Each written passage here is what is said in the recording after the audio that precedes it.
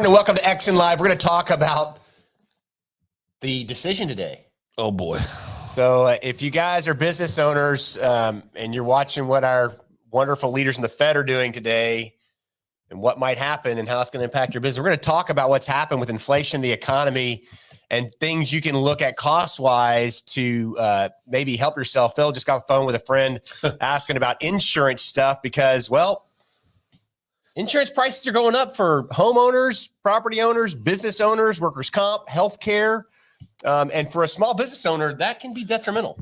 Oh, man. I mean, everything's going up, right? And I think well, that's not true. The only thing that's not going up for most people is their salary. Is their salary. How much money they're making. But yeah, I just got a phone call from a friend. He's a business owner. And he just told me, he goes, my homeowner's insurance is now more than my house payment a month. His escrow is higher than his house payment. That's painful. Well, it's insane. I mean, the ratio just should, I mean, that's just crazy, but yeah, it's happening all over. That's just one small example. I think, inflation obviously is the big monster. Interest rates is scary for people, obviously. There's just a lot of problems, but like most things, it's how we react to them, not do we react in a proactive way, or do we sit back and just say, well, woe's me, the world's coming to an end? So here's some stats for you, Phil. Inflation is at a 40-year high. So that's back to 1980 when we were young bucks. Best health of our life. Yeah. 37% of small business owners were unable to make their rent. 37%. And that with small businesses making up 99% of businesses in America, this is what's happening. So as a business owner, we got a bunch of people at the federal level raising interest rates to stop inflation. They think that's a solution. The largest provider of tax base to the federal government is small businesses. Yep. Is that a fair statement? Well, that's 100% fair statement. What the Fed's doing is cutting the amount of money in taxes going to be paid to the government, which pays the debt and pays for all the stuff we do. Yep. Oh, by the way, they're wanting to raise the budget some more. And they're going to spend more money. So if this was your house, you would stop doing this. Now, let's talk about some ways to help you survive as a small business. This is one of my favorite conversations we have with business owners, and we start looking at them and what they're doing.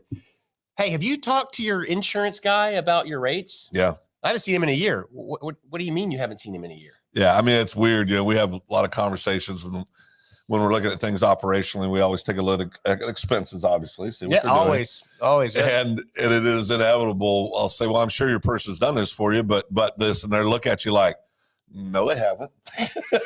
Wait. I don't know. What are you talking about right now? Well, and a lot of them are with a captive agency, and they're paying a huge rate. They didn't know you could shop insurance. Yeah. Yeah. Right? Most business owners don't know that you can do that. And if you're not shopping your insurance and you're not with an independent person that can help you, you probably want to look at that as a way to challenge your captive agency. Well, yeah. And I will say this, even if you're with an independent broker, it's still human beings making decisions. And if they think that they can renew you, this isn't true for everybody, but it's true for most.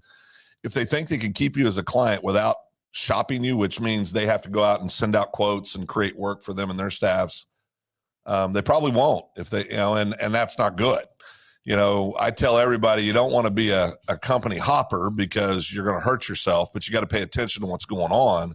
Yes. And so if you have, I tell everybody you should shop your comp, your broker should be looking at it every year. They should be looking at, what am I spent? What does my client pay this year? What are we going to ask them to pay next year? And if it's a significant bump, trend or higher, because every insurance company out there has a trend on what they're going to do with rates, then that broker should be automatically going out to market, meaning going to other carriers and seeing what's available to try to keep you in the best position possible. That's ultimately their job. And insurance is just one small part of it, but it's one that if you look at most small businesses, your number one expense is going to be payroll. Yep. Your number two expense for most businesses is going to be either work comp or employee benefits, meaning health insurance, dental insurance, vision insurance, those types of things. So it's stuff that you've really got to pay attention to if you own a small business. Well, and think about this. So we talked about, let's talk about payroll. Yeah. If you own a small business and the price of a hot dog has gone from $1 to $3, yep, Your employees may not be able to live off the money you're paying them, and they're shopping for jobs for a better paycheck so they can pay their bills too. I mean, this is a cycle economically for the common person that is destructive at best. Very destructive. And it's a vicious cycle, right?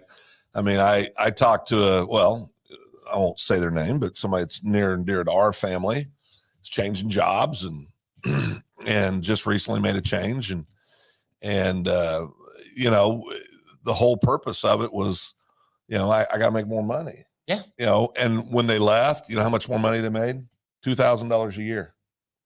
But that's $2,000 a year. It's $2,000 a year. But as a business owner, you got to sit down and go, okay, what does it cost me to replace that position?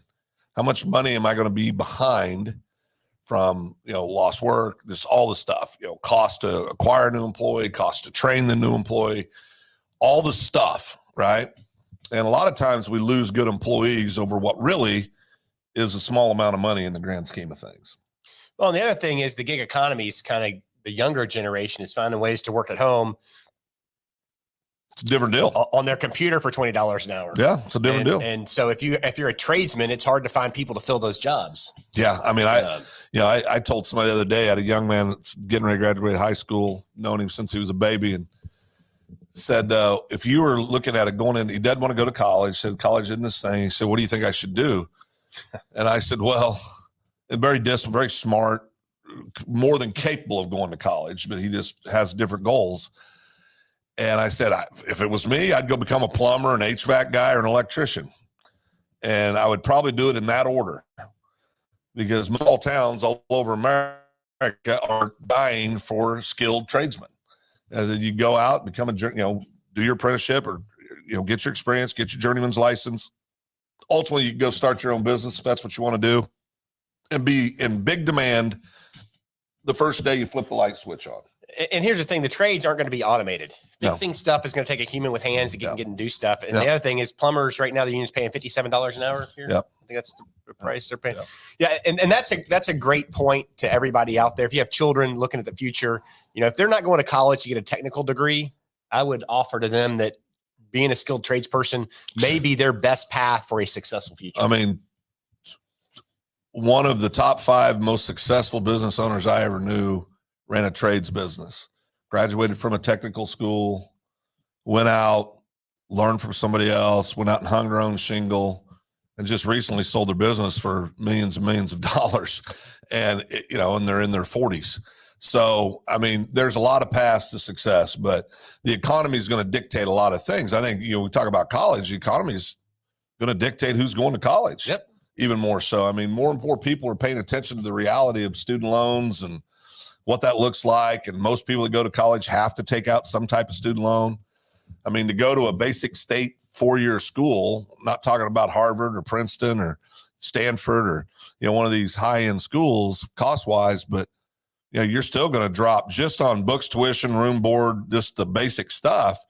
You're going to be spending $80,000 for a 4-year education. Oh, if you're lucky. I mean, that's not counting any living expense.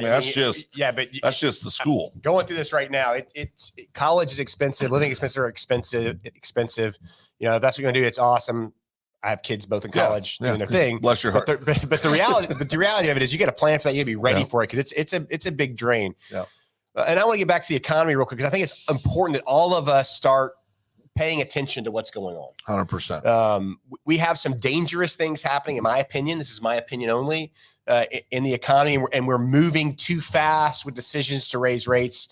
And we're seeing challenges in the banking industry because we have people that aren't looking at the secondary and tertiary consequences of their decisions. Well, I mean, we talk about where I think there's going to be a real fallout is in community banks.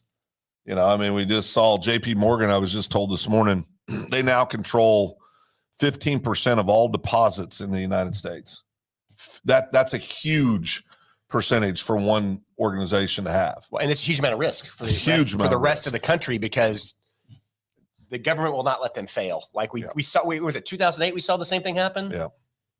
So as a business owner, you need to be paying attention to what's going on. You need to make appropriate adjustments, understand that things are going to cost you more, and understand there's areas that you can shop to get some of your costs down, to be more effective and be more nimble in what you're doing. I would highly suggest you take a real quick look at your expenses where you are, look at what you can deal out, what you can bargain out, barter out, whatever you can do to get it down, and get in that position and huddle up and then go after the sales to grow your business. Yeah, no doubt.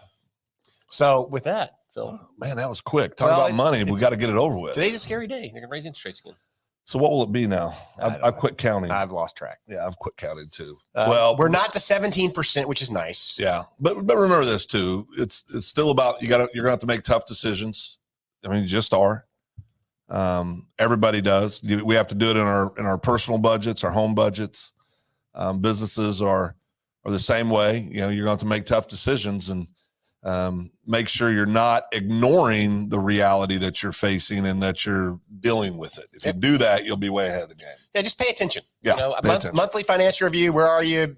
Yeah. Ask the right questions. When policies renew, make sure you're asking the right questions. When you're looking at wages, make sure you're asking the right questions. It's just a matter of paying attention every month on your book closeout. Look at what you're doing and how you can be successful. 100%. All right. With that, Dave and Phil, we are out of here.